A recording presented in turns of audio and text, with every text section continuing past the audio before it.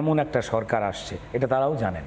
আচ্ছা রুদ্রনীল, রাজনীতির জগতে যেটা আমি বলছিলাম, তুমি দীর্ঘদিন ধরে মানে কখনো সিপিএম করেছো, তৃণমূল করেছো, বিজেপি করেছো, মানে দীর্ঘদিন ধরে রাজনৈতিকভাবে তুমি অ্যাক্টিভ।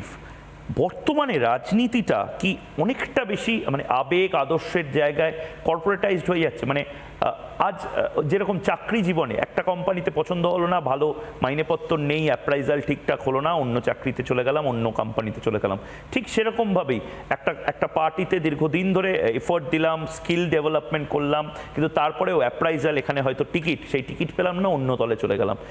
রাজনীতি কি বদলাচ্ছে বাংলা, এবং এটা খুব সহজভাবে মানুষ কি নিয়ে ফেলছে? মানে আজ যে বিজেপি, কাল সে তৃণমূল, পরশু সে কংগ্রেস। দেখুন, মানুষ যদি না নিতেন তো তাহলে তো ফলাফলটা বা প্রতিক্রিয়াটা অন্যরকম হতো। হ্যাঁ, সোশ্যাল মিডিয়ায় বেশ কিছু বিপ্লবী রয়েছেন যারা যদি আমাদের দেশের স্বাধীনতা আন্দোলন হবার আগে জন্মাতেন, আমার দেশ হয়তো এখনও স্বাধীন হতো না।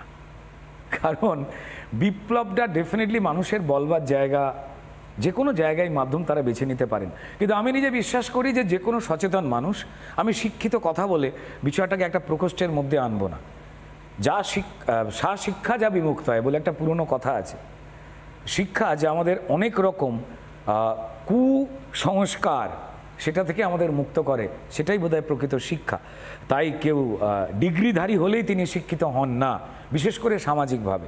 আমি নিজে বিশ্বাস করি যে কোনো রাজনৈতিক দলেই সমাজের বিভিন্ন অংশ থেকে সচেতন মানুষের আসার দরকার। না হলে গণ্ডায় গণ্ডায় অনুব্রত, গণ্ডায় গণ্ডায় জ্যোতিপ্রিয় মল্লিক বা শেখ শাহজাহান বা শওকত মোল্লারা তৈরি হবেন, এবং ভদ্রলোকেরা কি করে ঘুম থেকে উঠে কত দামের চা খাবেন, গাড়ি চড়বেন, শান্তিতে আদপেই থাকবেন কিনা, তার ছেলে মেয়ে বাড়ি থেকে বেরিয়ে আবার ফিরবে কিনা রক্তাক্ত না হয়ে, ড্রেনে কোথাও লাশ পড়ে থাকবে কিনা, তাই রাজনীতি ঠিক করে দেয় গণতান্ত্রিক পরিসরে আমার দেশে।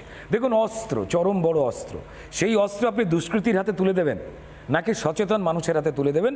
সেই কারণেই আমার নিজের বিশ্বাস এবং আমার নিজের আশা বা আবেদন যে সচেতন মানুষেরা, তিনি যে রাজনৈতিক দলেই বিশ্বাস করুন না কেন, চোখ খুলে একটু যোগদান করুন। তারা একটা বিষয়। আর অভিনেতারা ভ্যানিটি ভ্যানের থেকে বেরিয়ে মাঠে ময়দানে, সাউথ ইন্ডিয়া চলছে কি করে, দক্ষিণ সাম্রাজ্য চলছে কি করে, আমেরিকার একজন প্রেসিডেন্ট দীপক অধিকারী কে, এক মিনিট, কে কথা বলেছেন? কে এই কথা বলেছে যে সমাজের সমস্ত অংশ থেকে আমরা চাই যে সমাজের যে কোনো সচেতন মানুষ, তিনি যে প্রফেশন থেকেই আসুন না কেন, কৃষক আসুন, শ্রমিক আসুন, চাকুরিজীবী আসুন, ব্যবসায়ী আসুন, ছাত্র আসুক, মহিলারা উঠে আসুন, রান্নাঘর থেকে মায়েরা বেরিয়ে আসুন, শিল্পীরাও বেরিয়ে আসুন, অধ্যাপকেরাও শিক্ষকেরাও বেরিয়ে আসুন, সবাই মিলে সমৃদ্ধ করুন রাজনীতিকে। কে বলেছে যে যারা অন্য মানুষের জন্য লড়াই করে তারা শুধুমাত্র অভিনয় ছাড়া অন্য কোনো পেশা থেকে আসে?